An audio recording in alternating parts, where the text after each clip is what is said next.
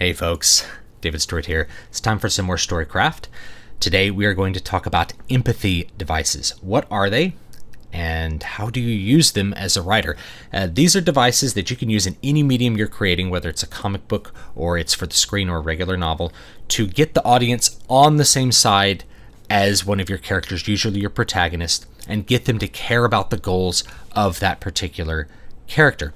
The other week I talked about one of these devices in a negative way, which was the abused child, which I found unrealistic, but I wanted to take some time and make a video talking about all the others and ways that you can use these really well and different kinds of adaptations you can make to fit the kind of story you're writing.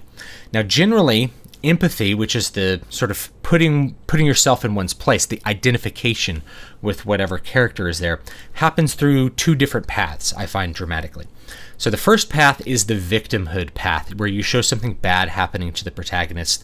Then the reader or the viewer feels sympathy for that character, which turns into empathy and identification with that character as the story progresses. So that would be, Harry Potter being abused. You start with sympathy, and then you identify with him later.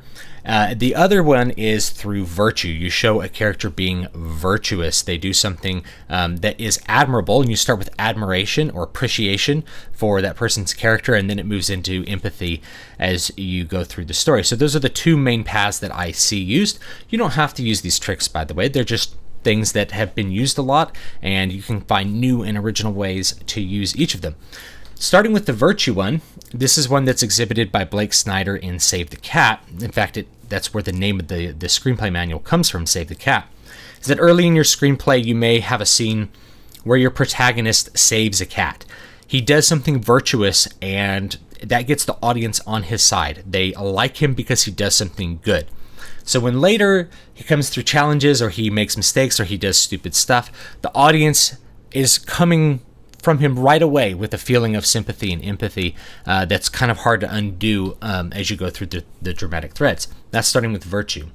Starting with victimhood would be like the child abuse thing. Now, the virtue path to me tends to work really well for tragic arcs.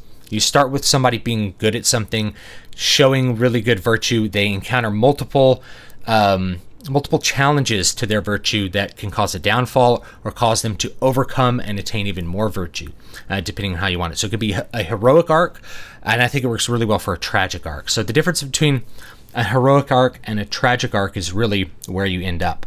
Whether the hero overcomes the challenge or he falls into the victimhood of his own hubris and suffers a tragic defeat. For the negative side, I think that tends to work really well for hero's journey type heroic arcs, where you start with somebody who's really a nobody, who's really nothing. Makes it really easy to build them up to really big heights of heroism. And you can use either one, and you can actually combine them. And I've actually combined them in one of my books. Here's the first one of it, Needle Ash. So at the beginning of this book, I had the main character exhibit a positive virtue. He acted really bravely. He took his cavalry unit into a particular area to save a whole bunch of his men who were going to get slaughtered. And in saving them, he helped win the battle. But then he suffered something negative, which was an injustice, is that because he disobeyed orders in order to do this, even though it essentially won the battle, he loses his military commission and gets essentially kind of cast out from this very, very important military structure to his culture. So he shows virtue and then suffers something negative as a result. So that's kind of a double whammy that you can use. That's extremely potent. If you can show somebody doing something good and then being punished for it, it's really effective.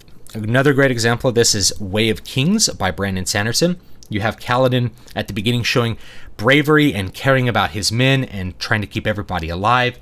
And we have this scene where he sees the guy in the shard plate, and we cut, and then we see him as a slave. So we know that he's done something very brave, and somehow it's turned out very badly for him, and he's a slave at the lowest level of society, completely without any hope and any value to what he's doing. And through that, breaking him down to like the lowest possible level, you can build him up, and he can refine his heroism and his virtue through the course of his character arc. So there's a great way that Brandon Sanderson uses these parts of the craft in Way of Kings, and I'm sure you can think of many others. So the main sort of positive virtues you want to think of. If you want to go back to Pope Gregory's 7 deadly sins and 7 deadly virtues, you're going to show some of those virtues, which is going to be faith, hope, charity, fortitude, justice, prudence, and temperance. Faith is believing the right stuff. Hope is, wanting to see a better tomorrow, not being a pessimist. So if somebody's highly optimistic at the beginning, people tend to identify with that positively. Charity is really, if you give a beggar $5 at the beginning of your novel or the movie, or you just help somebody with their groceries at the beginning, you're showing that person's charitable. Fortitude is essentially, they may encounter a challenge at the beginning. Like if you have somebody doing a really hard chess match and they think they're going to lose and they win, or it begins like it's a movie about boxing, and it begins and they're about to go down, but they get up and they win, like a Rocky type movie. That shows fortitude, gets the audience on their side. Justice is where essentially you have a subscription to being fair, being correct, seeing justice through for other people, and not doing something selfish.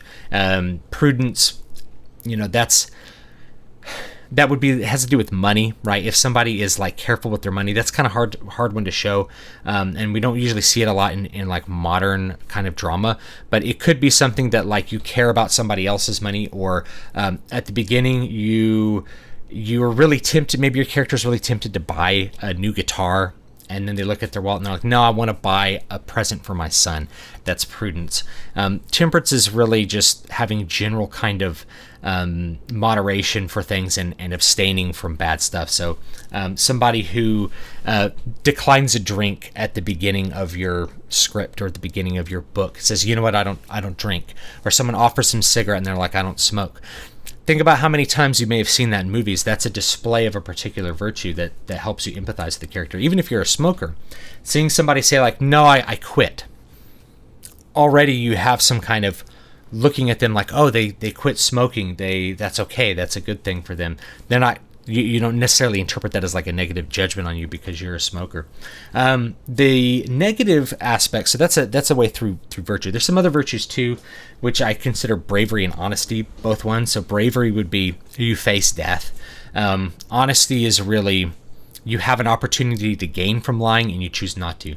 So let's say somebody drops their wallet on the ground and your character picks it up and gives it to them. And if you're writing a book, you can even have them have an internal dialogue like, man, I could really use this money, but it's more honest to give the money back. Already, you're going to get the audience on their side. The victimhood side, you're going to have things like abuse or neglect. This works really well for people that are automatically potentially victim class individuals. So that's going to be mostly children, right? Abused women, that also works as well, but especially abused children. You immediately feel sympathy for them and you want their life to be better. And so that's a great place to start if you want their life to grow. Although I would say avoid some of the more unrealistic things I talked about in the other video. Injustice is a big one. So we've all felt at different times that injustice has been done upon us. Like, our teacher got us in trouble for talking when we weren't the one talking. And I still remember this stuff happening where I was sitting in the back of class and I can't hear anything. I always get sit in the back of class because I'm quiet. I'm quiet because I can't hear what's going on. And the teacher's yelling at me all of a sudden for talking. And it was like the girl next to me talking. And I remember this from like 8th grade, this exact thing happened. And I was like, I think that was Becca talking. He's like, no, it was you. I watched your mouth moving. And I've been sitting there like reading a book. So I got in trouble for that, and I still remember it because of how burning, intense injustice feels. You hold on to it for a long time, and if you're a person who really tries to execute justice, or if your character tries to execute justice, then having an injustice done upon him is extremely painful. And if we go back to Way of Kings, you have Kaladin, a very honorable person who has dishonor done upon him. That's an extreme way that you can intensely want something better for that character.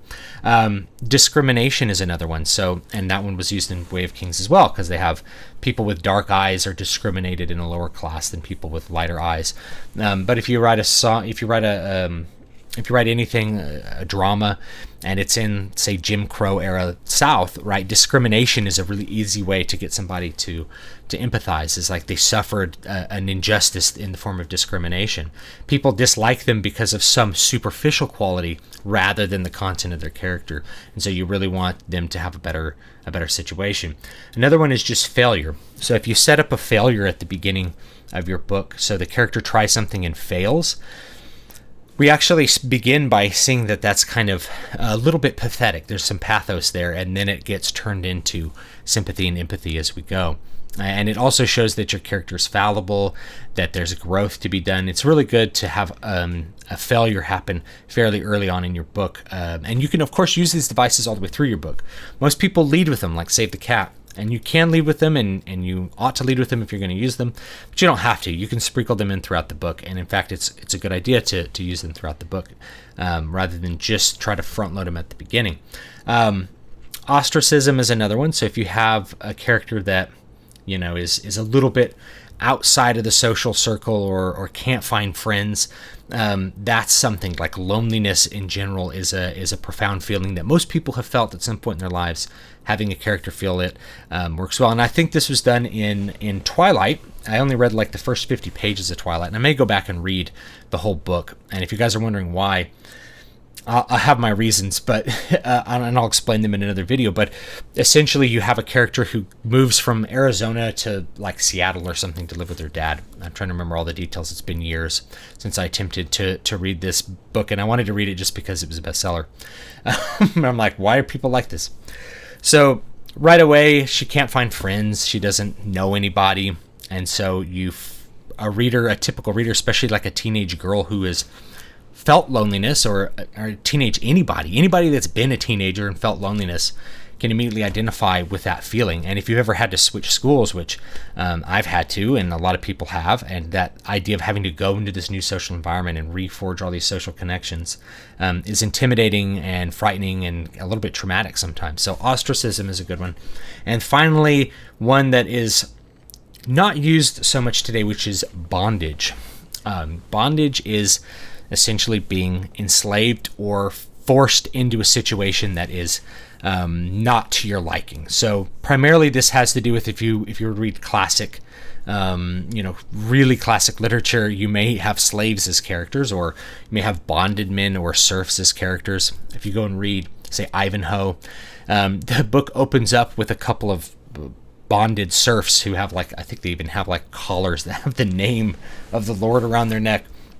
It begins with them, and so because they're in bondage and because they're a little bit silly at the beginning, we have an immediate attachment to a couple of those characters. It's not used as much today because most contemporary characters are not slaves. It was used in Way of Kings. We turned Kaladin into a slave. But it can be used, if you want to extend the idea, it can be used to anything where somebody can't quit a job because they have a sick kid at home. That's a little bit of bondage. You're forced to go to this job. There's literally no other option for you. You're a little bit enslaved, even if you're not owned and whipped. You're essentially bonded. You're kept in this little pinned-in thing that limits all of your possibilities. And that actually would be a really good setup for a book, is to have a character that has to work some really awful job. Because they have a sick family member that they have to pay for. You have a double thing. You have somebody acting with real fortitude. You have somebody being charitable, and you have them suffering some amount of victimhood. And Charles Dickens used to use this particular one, I think, really well, outside of what we would think of as classical slavery, slavery in the Roman times. But a lot of the best stories have characters beginning as slaves. The Exodus story has all of the Hebrews as slaves, and Moses dealing with that sympathy he feels for other slaves and things like that. You have Ben-Hur, you have Gladiator, right? You have Spartacus. You have all of these things where the feeling of sympathy and pathos towards slaves becomes an empathy device. So it's one that you can use, and there's lots of different ways that you can approach it. So there's a whole bunch of them that you can use. You don't have to use them at the beginning. You can sprinkle them throughout your book. And one of the things you want to do generally with characters, when you're characterizing them, you want to show them acting in some way.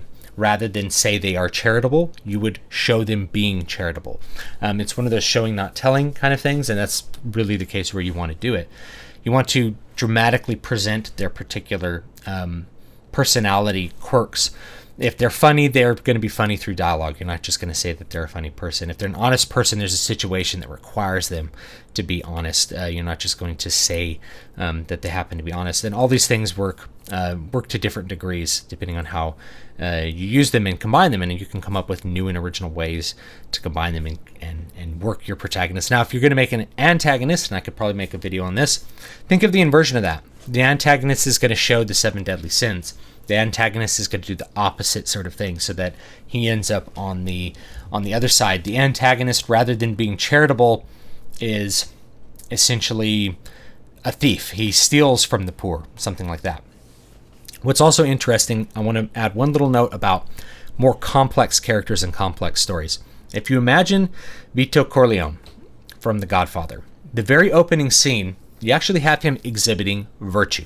Even though he's a person that lives in a vicious world, he's exhibiting the virtue of justice and charity.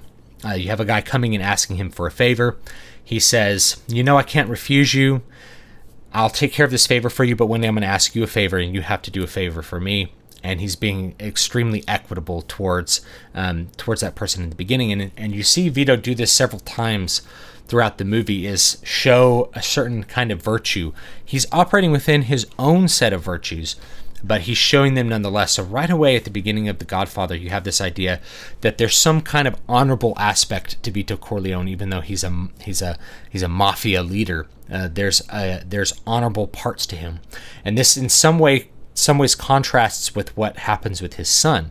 And his son's is, rather than being being a hero's growth journey, it's a little bit tragic. He starts off by exhibiting virtues, and then they slowly turn into vices until he becomes a much less honorable person and a much darker kind of person than where his father was shown ending up within the same environment. It's a very interesting play on characters within the first 2 movies. So check that out and think about those things, and I will see you guys next time. Incidentally, if you want to get my books, they're on Amazon. You can find all of them at dvspress.com. This one's free on Amazon right now, and if you join my mailing list, you'll get at least the first 2 of the Needle Ash series for free, and I think I still have another book that'll be free on that. And thank you so much. I'll see you next time.